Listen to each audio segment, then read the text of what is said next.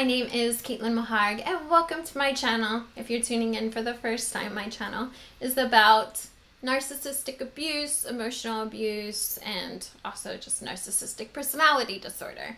I dated a couple narcissists in my life and it was not a fun experience, so just hoping to share my story and I hope to help people that are in these relationships get out, and also help people just avoid these relationships in general because they're not fun and they're very hard to leave once you get involved with someone like this. So today I'm doing a reaction video to the song I Knew You Were Trouble from Taylor Swift. So let's get right to it and play the song.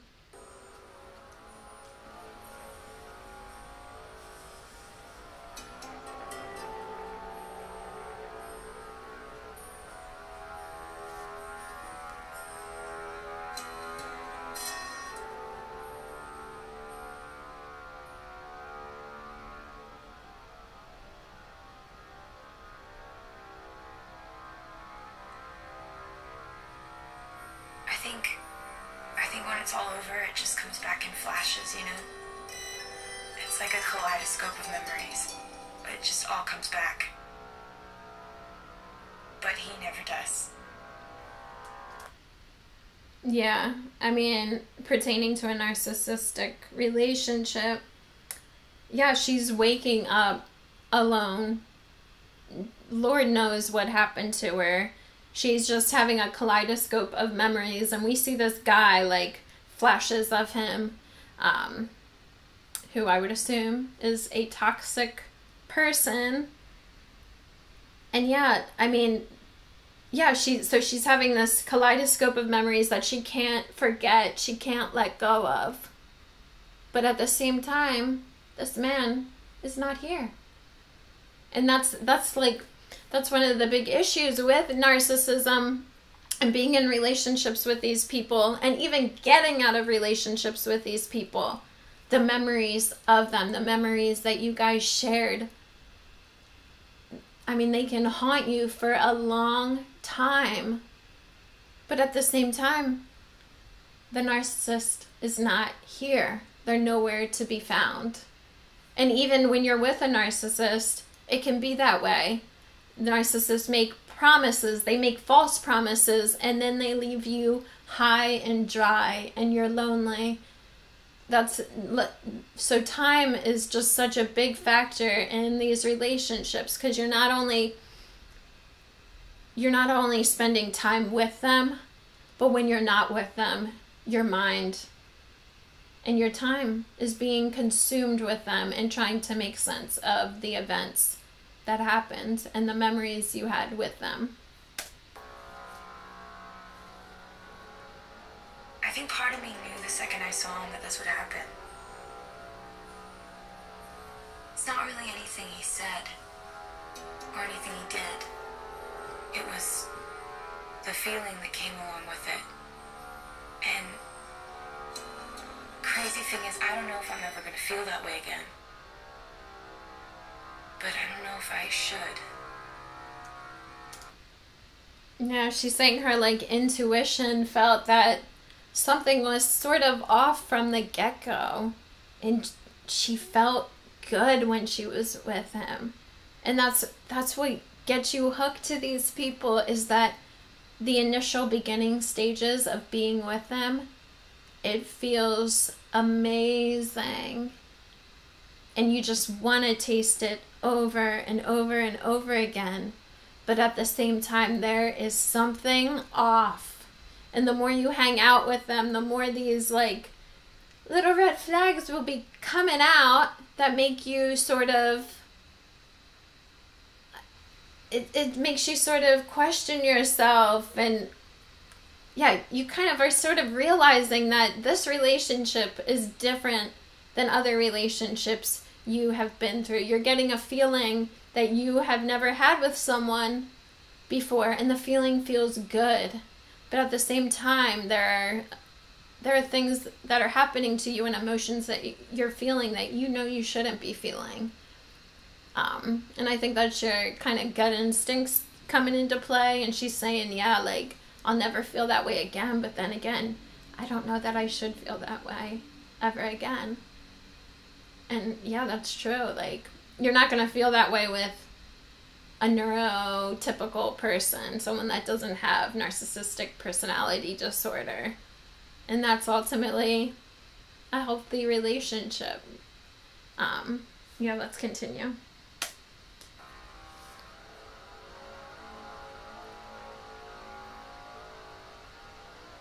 I knew his world moved too fast and burned too bright. But I just thought, how can the devil be pulling you towards someone who looks so much like an angel when he smiles at you?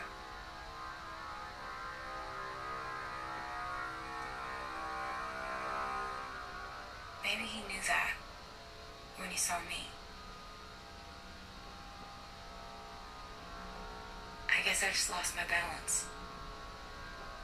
I think that the worst part of it all wasn't losing him.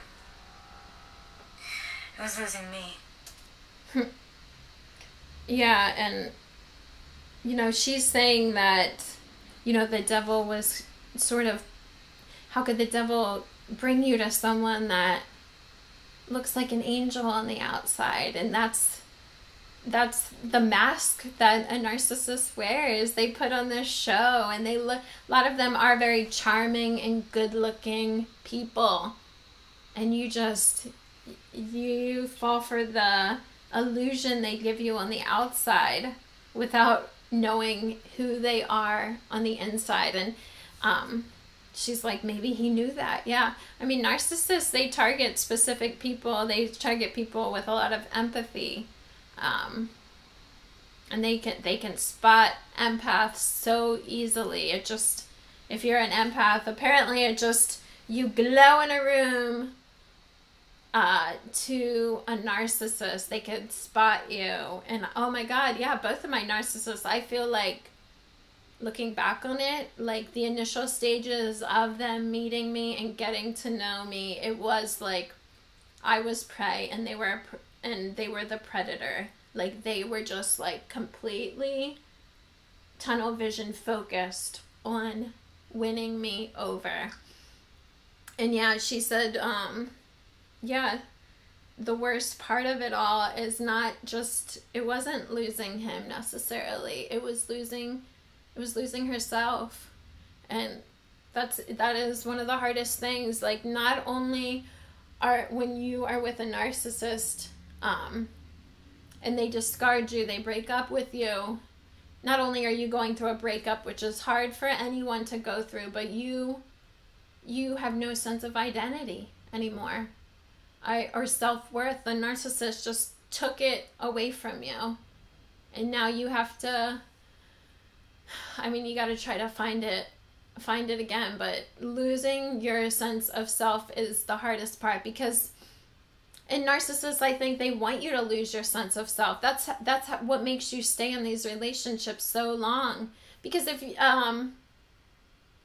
you were yourself and you stood up for yourself, like, without having this abuse incorporated in gaslighting, like, you would have left them a long time ago. But they specifically take away your self-worth, so then that you're gonna put up with more bullshit and you'll stay longer. It's just, yeah. And the manipulation they do is just very covert. Let's get on to the song. I'm talking too much. Once upon a time, a few mistakes ago, I was in your sights. You got me alone. You found me. You found me. You found me. Yeah, I feel like I'm gonna stop too much. But yeah, like, yeah, they have you in your sights. Like I said, they just see you, and yeah, you're gonna feel like they found you, because with especially the one narcissist, I felt like an instant connection with him. Like, I found someone that truly understood me and got me. It was like they found me and I found them, and it was going to just end up in a fairy tale, but it didn't. Let's continue. I guess you didn't care.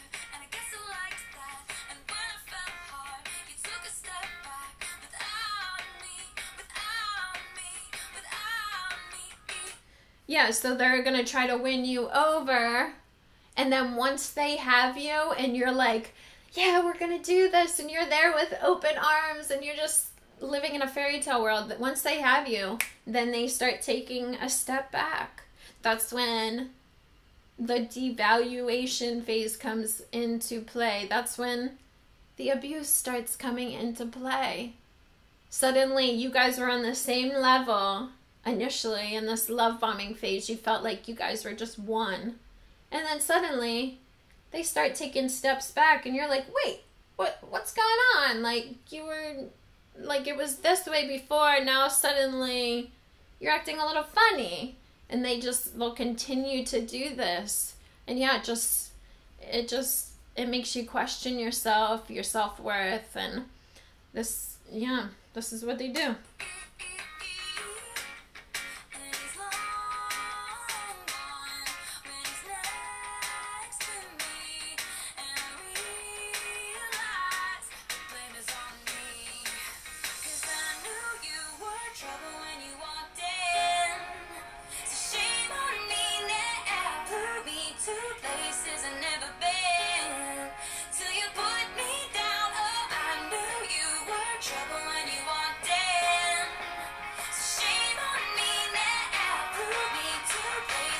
I like how she said, like, you know, you took me to places I've never been till you put me down.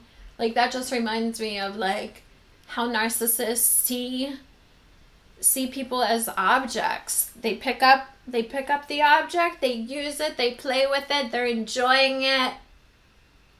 And, you know, you're living in the present moment with it, with this toy, and then suddenly you, the object, they're just like, okay, I'm gonna sit you down, and now I'm gonna focus on something else over here, and you're gone. You're gone. Yeah. And they just take you to places you've never been, and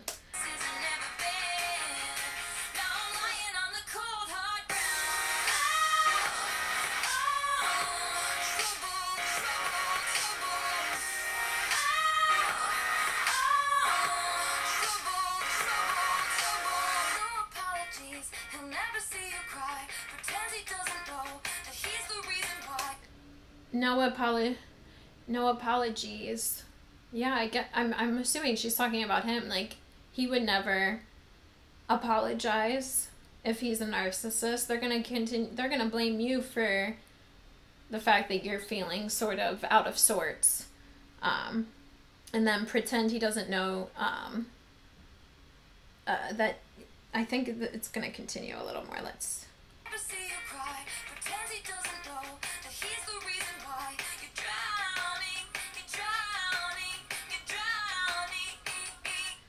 Yeah, and I definitely did this with my narcissist, both of them, especially the malignant. I would cry and cry and be all over the place over these guys. But if they questioned me about it, I would try to make it seem like I wasn't crying over them. I'm cool. Like, I'm cool with you guys. I'm easygoing. Go with the flow. But no, I was crying over them. I just didn't want them to know, because I would think, oh, I'm coming across as desperate and insecure. They won't find me attractive.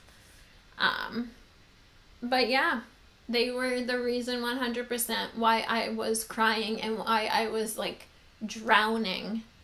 But I just didn't want them to know, because I didn't want them to know that I'm not this perfect person, and for them to use these feelings against me.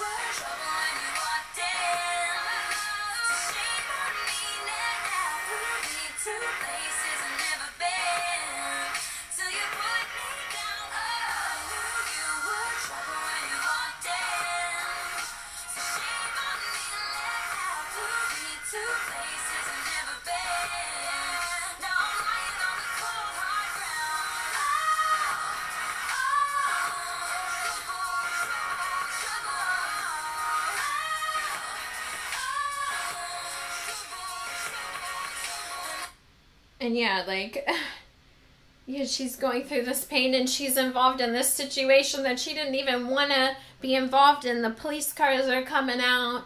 He's fighting in a bar, acting like a fool, probably for no like good reason. Like, yeah,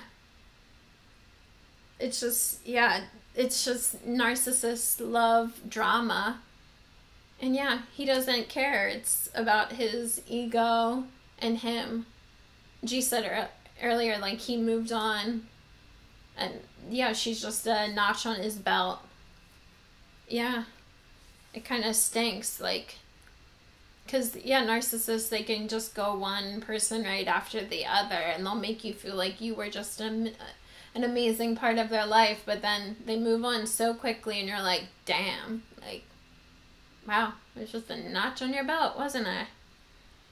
Saddest fear comes creeping in, that you never loved me, or her, or anyone, or anything. Yeah. Ugh, and that is sad, like, yeah, you never loved me or her, you never loved me, the person you were with, even though you made me feel like you loved me. You never loved the woman that you're currently with after me, or the woman you cheated on me. And you just never loved anyone. You never cared about anyone except yourself. And when I discovered that this was the thought process of the men I dated, when I realized that they had narcissistic personality disorder, and what narcissistic personality disorder was, I learned quickly that, wow, they never loved me or anyone. And honestly, it wasn't a complete shock. Like, all the signs were there. The red flags suddenly were highlighted in my brain. And I saw them, all the red flags clearly, all the red flags that I wanted to deny. Nope, they were there, all along. And yeah, it's difficult because the whole time you wanted to believe that they did love you. So.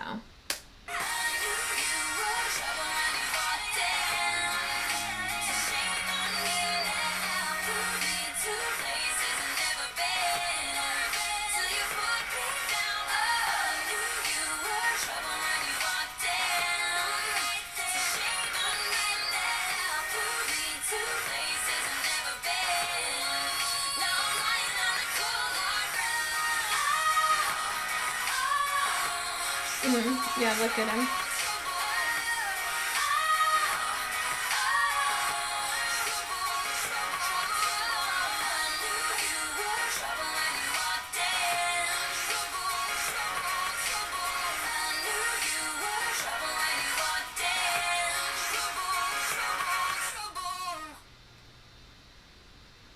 I don't know if you know who you are until you lose who you are.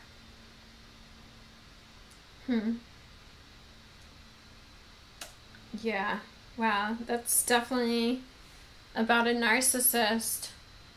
Oh my goodness, there were so many chances. Like, I remember going to a party, and the narcissist that I was having, or that I was talking to, he was like, oh, Caitlin, like, I want to be with you, I want to date you, it's just not the right time. We go to this party with coworkers, and, we had a good conversation before, I'm feeling good. And then we're at the party, and I see him holding hands with another woman. The woman he said that he had nothing involved. He didn't have anything to do with her. He didn't like her like that. They were just friends. And literally within an hour of having this conversation where he said he's not ready for a relationship and he cares about me, then I see him holding hands with another woman. It's just what they do. And you even see her in the video. He's hugging her and making her feel good. And then he's there kissing another woman. and you're like, wow, I was played. It's hard to fathom that people are like that. It's so cruel. I could never do that to someone. It's very unbelievable, but it's not, because there are a lot of people out there like this. But yeah, so that was my reaction to I Knew You Were Trouble from Taylor Swift. Hope you enjoyed it. If you did enjoy it, please hit that subscribe button to tune in to more videos. And thank you for watching, and I shall see you all very soon. Bye.